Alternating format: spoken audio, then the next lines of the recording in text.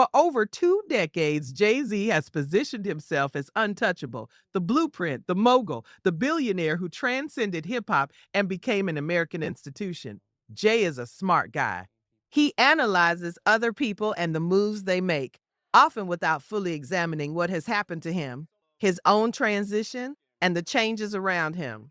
But now, 50 Cent has dropped a bombshell that has the entire industry shaken. And he's not just talking, he's promising receipts. He posted 2 photos of Jay-Z and wrote in the caption, "Damn, they got your man Jay in the Epstein files." I gotta do a doc on this, a documentary on Jay-Z, from the same man who just took down Diddy. Something big is coming, and we're about to break it all down. 50 Cent has just told the entire world he's coming for Jay-Z's neck, and he's bringing a full Netflix documentary with him. The moment those Epstein files hit the Department of Justice website, Curtis Jackson didn't hesitate. He didn't flinch. He went straight to Instagram and declared war on one of the most powerful men in hip hop history. What he posted is sending shockwaves through the entire entertainment industry right now. He posted 2 photos of Jay-Z and wrote, "Damn, they got your man Jay in the Epstein files. I gotta do a doc on this." Let that sink in. This is the same man who executive produced the Netflix documentary on Diddy, the same documentary that helped expose decades of alleged abuse. And now, he's publicly announcing that he's coming for Sean Carter next. Make no mistake, when 50 Cent says he's going to do something, he follows through. We saw it with Diddy. We saw it with Power. We've seen it with everyone who ever crossed him. 50 Cent plays the long game, and he always collects. But here's where things get even crazier. Shortly after that first post went viral, 50 shared a second image showing a New York Post headline that read, "Jay-Z, Harvey Weinstein appear in DOJ's latest Epstein files dump." The caption said, "I know I'm late on this, but this is kind of crazy." What do you do to get thrown in that mix? In other words, what did Jay-Z get involved in to end up in that category? That simple but devastating question is exactly what millions of people around the world are now asking. What do you have to do to end up in those files? What kind of circles do you have to be running in? What kind of connections do you have to have? 50 Cent isn't just trolling. He's planting seeds, building a narrative, and letting the public connect the dots for themselves. For those who haven't been following this closely, here's what actually dropped in the Epstein files and why the details are so explosive. On January 30th, 2026, the Department of Justice released more than 3 million pages of documents related to the Jeffrey Epstein investigation. These included FBI reports, intake documents, tip line submissions, and more. Buried within those millions of pages was something few people expected: Jay-Z's name. According to the documents, an anonymous tip was submitted to the FBI in 2019 describing an alleged incident from 1996. The tip claims that a victim woke up in what she believed was Jeffrey Epstein's Florida mansion, where she alleges that Harvey Weinstein assaulted her while Jay-Z was present in the room. The documents also claim that rapper Pusha T allegedly acted as a handler who helped facilitate similar situations between 2006 and 2007. Now, it's crucial to be absolutely clear here. These are allegations from an unverified FBI tip. This is not confirmed evidence. Jay-Z has not been charged with anything related to these claims. His name does not appear in Epstein's flight logs, personal contacts, or any verified records from the investigation. What exists is a tip, claims that were never substantiated or formally investigated. However, what's fueling the backlash is the broader context. When people look at Jay-Z's past associations, certain connections become difficult to ignore. Over the years, his proximity to multiple controversial figures has raised questions that are now being amplified in a much louder, more unforgiving spotlight. And that's where the story takes a turn that no one can ignore. He has been linked to horrific crimes against women and children. He collaborated extensively with Harvey Weinstein, now a convicted sexual predator. And perhaps most damaging of all in the court of public opinion, Jay Z maintained a close friendship with Sean Diddy Combs, who is currently facing federal charges related to sex trafficking. Jay Z has often been tied to Diddy because they were close friends before everything surrounding Diddy came to light. He was also extremely close to R. Kelly, who is now serving time for multiple serious crimes. These associations have become impossible to ignore. Commentary from those closely watching 50 Cent's moves is nearly unanimous. This is no longer trolling. This is strategy. It's the same playbook that brought down Diddy, now playing out in real time, with Jay Z as the new target. That's the pattern 50 Cent is highlighting without ever stating it outright. He simply points to the documents, points to the associations, and lets the public do the math. It's actually a brilliant approach. Making direct accusations invites lawsuits, but sharing public records, reposting headlines, and asking questions is far more difficult to challenge legally. And speaking of lawsuits, Jay Z's legal team appears to already be in motion. According to reports, DJ Academics reshared 50 Cent's Instagram post and added a revealing caption saying, "Damn, 50 had to delete this one. I heard lawsuits are already flying." Allegedly. That's right. Jay Z's legal team appears to be moving quickly to suppress discussion surrounding these documents. While 50 did delete the second post, here's where things get interesting. According to the same report, Pusha T, the same Pusha T whose name appeared in those FBI documents, liked academics' post about Jay Z allegedly threatening lawsuits. Think about that for a moment. Let it sink in. Why would Pusha T, someone who worked closely with Jay Z for years, publicly engage with content that paints his former ally in a negative light? This is the same artist deeply connected to Jay Z during the Kanye West versus Drake era, an era Jay Z largely stayed out of. Something doesn't add up, and people are starting to notice. But the real question everyone is asking is simple. Will 50 Cent actually follow through on the documentary? There is a fair concern here. Right now, there's no solid confirmed evidence. And that's exactly why 50 Cent's approach is so calculated. He isn't rushing into production tomorrow. He's testing the waters.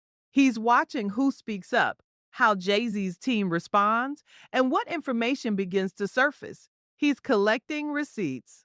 The Diddy documentary didn't happen overnight. 50 spent years posting jokes, sharing suspicious clips, and asking uncomfortable questions. People dismissed it as trolling. They called it jealousy. They said he was obsessed. And then Diddy was arrested on federal charges. Suddenly, years of trolling started looking a lot more like warnings. So the question becomes, will 50 Cent hire investigators, dig deeper into Jay Z's past, and eventually produce a documentary capable of turning public opinion against him? That's the billion-dollar question. And based on everything we know about Curtis Jackson, his patience, his pettiness, his production power, and his track record, the answer is almost certainly yes. This is a moment he's been waiting on for over 2 decades. Now that the door has cracked open with the release of the Epstein documents, 50 Cent appears ready to kick it wide open. Since the documents dropped, the internet has been anything but kind to Jay Z. Reports suggest he lost more than 100,000 Instagram followers almost immediately. High profile accounts began unfollowing him. There's even unconfirmed speculation, emphasis on unconfirmed, that his own mother in law, Tina Knowles, unfollowed him as well. The walls are starting to close in, and 50 Cent is standing outside with a camera crew, ready to document every moment. To fully understand what's happening now, you have to recognize one thing. 50 Cent has been waging a quiet, long term war against Jay Z for more than 20 years. This isn't new beef. These are old wounds reopening at the worst possible moment for Sean Carter. And this time, the spotlight isn't fading. It all started back in 1999 when a young, hungry Curtis Jackson released a track called How to Rob. The song was humorous but razor sharp, a diss record in which he fantasized about robbing various celebrities, including Jay Z himself. Jay Z didn't take kindly to the mention. That same year at Hot 97 Summer Jam, he delivered a freestyle response featuring the now infamous line, I'm about a dollar. What the hell is 50 Cent? He spit those bars while 50 Cent was standing backstage. It was a public humiliation meant to put the young rapper in his place, but 50 Cent didn't break. He didn't bow down. Instead, he survived being shot 9 times, signed with Dr. Dre and Eminem, and went on to release Get Rich or Die Tryin', one of the most successful debut albums in hip hop history. And throughout his rise, he never forgot that moment backstage. He never forgot how Jay Z tried to diminish him before he even had a chance to prove himself. In a recent interview, 50 Cent addressed Jay Z's dismissive comments head on. When asked about Jay Z claiming that nobody is afraid of him, 50's response was measured, but devastating. I don't think it was taken out of context, he said. No, I think the guy talking to him made him feel like a punk. Then 50 delivered the deeper analysis, the kind that shows just how closely he has studied his adversary over the years. Him making you feel like a punk is the issue. And at the end of the day, I look at it and people don't assess themselves, even really intelligent people. Jay is a smart guy. What 50 is pointing out is something many in the industry have whispered for years, but few have dared to say publicly. Jay Z doesn't fight his own battles. He positions himself above the conflict while sending others to do the dirty work.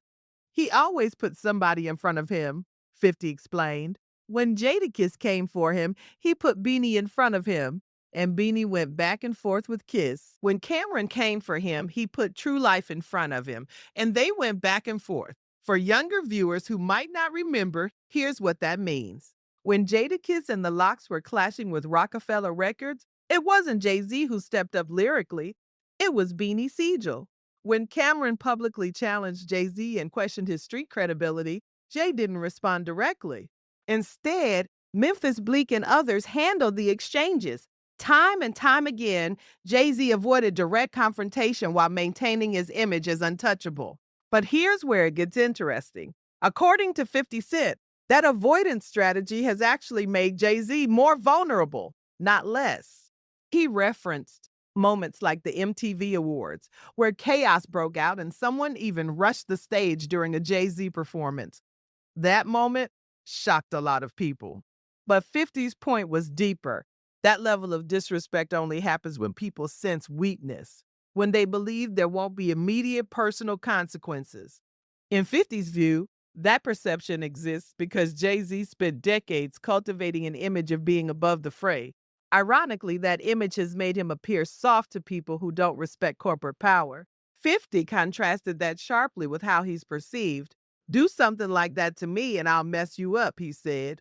I'm not with all that playing. Everybody already knows that. The contrast couldn't be clearer. 50 Cent is saying that kind of disrespect would never happen to him because people understand there would be real consequences. Whether you agree with that mindset or not, the point he's making about perception, power, and fear in the entertainment industry is hard to ignore. But 50's strategy against Jay-Z isn't just about street credibility or hypothetical confrontations. It's about something far more calculated: documentation. The same way he spent years quietly collecting information on Diddy before everything finally exploded. Releasing that devastating Netflix documentary, 50 Cent appears to be building a case against Jay-Z piece by piece, post by post, headline by headline. The Diddy documentary wasn't a spontaneous project. It was years in the making. For nearly a decade, 50 had been posting cryptic messages about Diddy's alleged behavior. People laughed it off as trolling. They dismissed it as jealousy. They called it petty. Then the lawsuits started. Then the federal investigation began. Then Diddy was arrested. Suddenly, all those years of trolling looked a lot more like warnings. Now, 50 Cent is applying the exact same playbook to Jay-Z. He's posted about the Epstein connection. He's announced a documentary. He's raised questions about Jay-Z's associations with convicted predators. And if history tells us anything, this is only the beginning. What makes this moment especially dangerous for Jay-Z is the timing. The music industry is undergoing its most significant reckoning in decades. R. Kelly is in prison. Harvey Weinstein is in prison. Diddy is facing federal charges. Public demand for accountability has never been higher. And now, fairly or unfairly, Jay Z's name is being mentioned alongside all of them. Even artists who worked with Jay Z are beginning to speak out. British Sri Lankan rapper MIA revealed something troubling about her experience after signing to Roc Nation. According to her, when she met Jay Z and signed the deal, the first thing he told her to do was get plastic surgery. She explained that insecurity wasn't the issue. If she wanted plastic surgery, she would have done it. That detail matters because it undermines the argument that she was projecting her own doubts. Instead, it raises a different question entirely. Think about what she's describing. She's an internationally acclaimed artist, a Grammy nominee, someone whose music has appeared in major Hollywood films. And according to her, the first conversation after signing wasn't about marketing strategy or creative vision, it was about altering her appearance. What does that say about the culture at Roc Nation? What does it suggest about how women are viewed and valued within Jay Z's empire? These are exactly the kinds of questions that gain traction when people begin to feel empowered to share their experiences. Which brings us to the $1 million question. Actually, the $1 billion question, considering what's potentially at stake. Will 50 Cent actually follow through on his promise to make a documentary about Jay Z? And if he does, what would that even look like? Here's what we know: 50 Cent's track record with documentaries is undeniable. His Netflix project on Diddy wasn't just successful, it was a cultural earthquake. It compiled years of allegations, interviews with accusers, and behind the scenes material that painted a devastating picture. Most importantly, it didn't rely on speculation. It relied on documentation, court records, and firsthand testimony.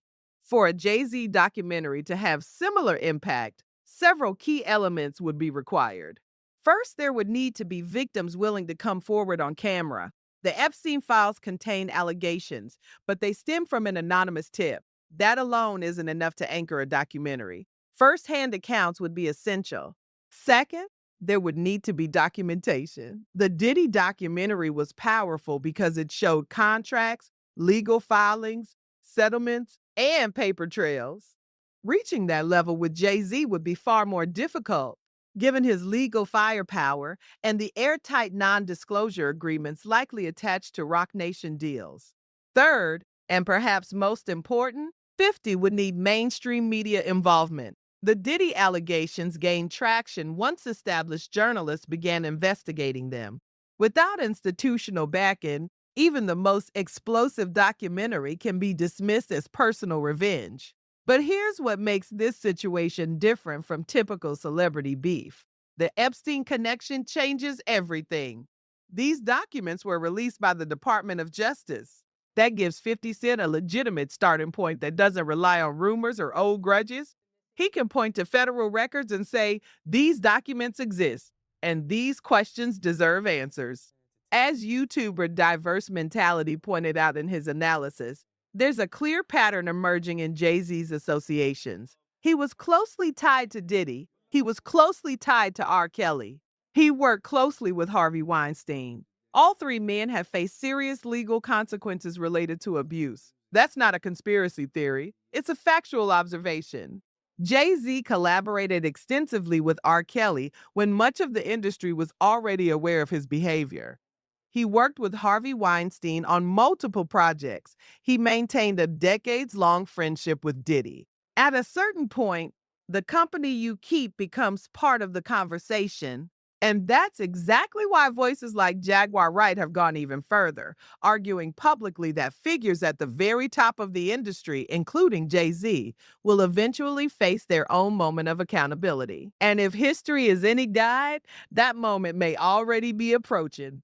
One thing I know about Piers Morgan, she said, is that he's smart prey. And not only is he smart prey, he's an excellent conductor of information. He also vets things viciously.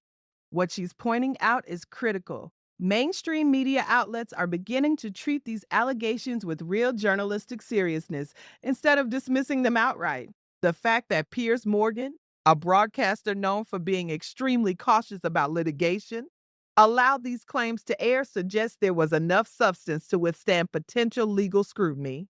And speaking of legal challenges, Jay Z's team has reportedly already begun threatening lawsuits.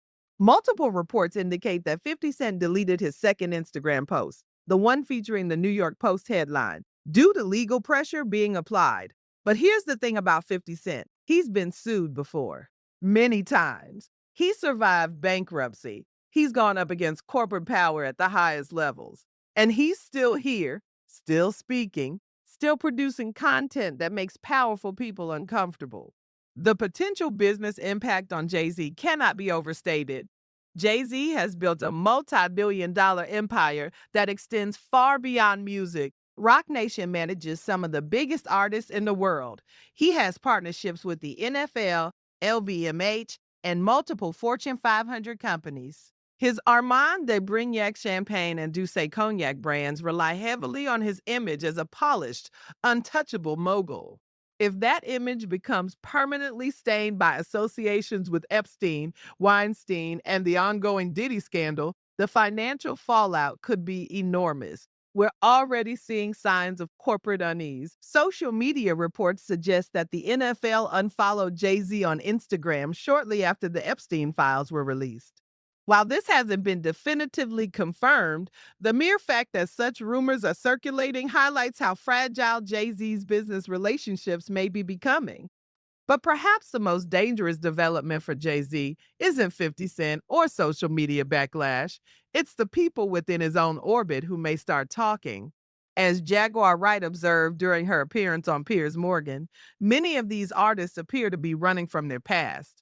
Diddy changed his name multiple times, attempting to distance himself from who he once was.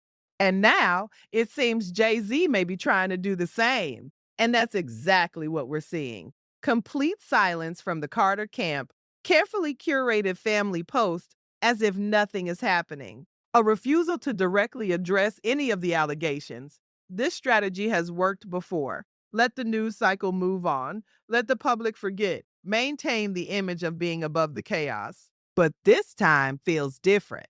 This time, there are federal documents with his name in them.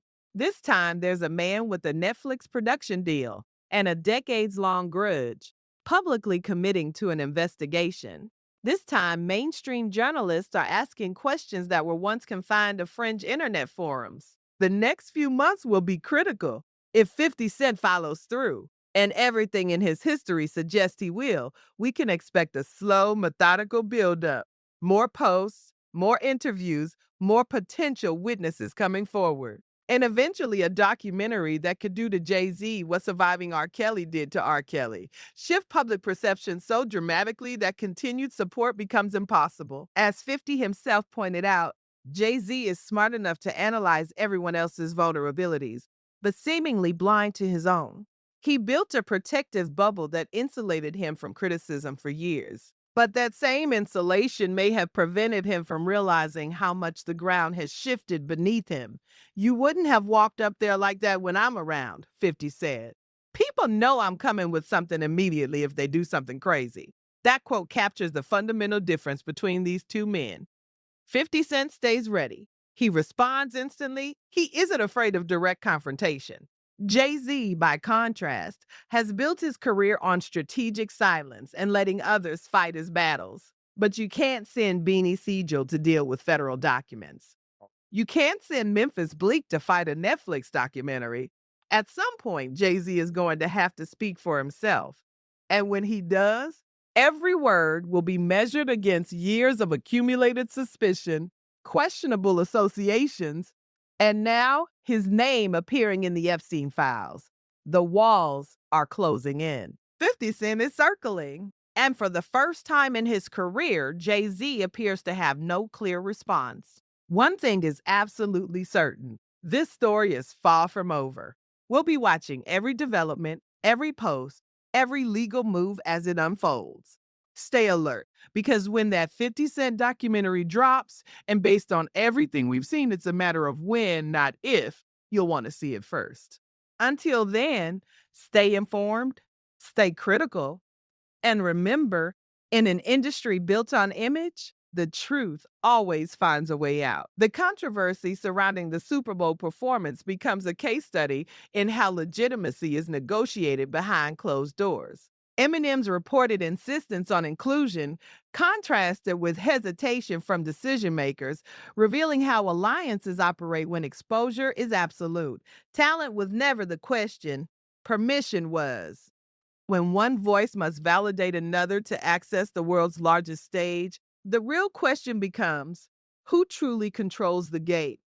What followed exposed deeper tensions about power, dignity, and ownership. Public concern was voiced, but private support never materialized. The narrative suggested dependency, weakness, and quiet desperation, claims firmly rejected. Assistance was never requested nor desired. What mattered was opportunity, not charity. Respect, not spectacle. The Super Bowl itself was framed not as an honor, but as a performance, serving interests far removed from the culture it profited from. Participation without ownership felt hollow. Celebration replaced protest, and visibility was mistaken for progress. In that exchange, pride was sacrificed for ratings. Alongside this, two leadership models emerged in contrast, one defined by presence, accessibility, and direct engagement, the other by distance, insulation, and strategic elevation. Proximity versus mystique. In a culture rooted in shared struggle, the question lingers, which approach sustains real influence, and which creates separation once success is achieved? The silence of those with power shapes perception just as much as words. And when no one speaks, outsiders are left to assume everyone stands for the same thing.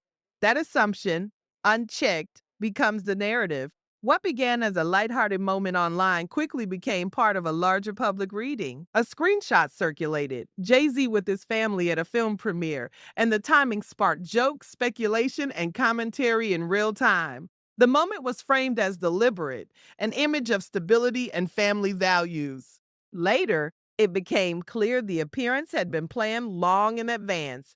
Still, perception had already taken hold. In an era of constant visibility, coincidence is rarely received as coincidence. Humor, in this context, functioned as both shield and signal. Jokes spread faster than clarification, reinforcing the idea that public figures are always performing, even in private moments. Comedy became a form of commentary, blurring the line between entertainment and interpretation. When everything is documented, reaction becomes instantaneous and narrative often outruns intent. Within that atmosphere, Jay Z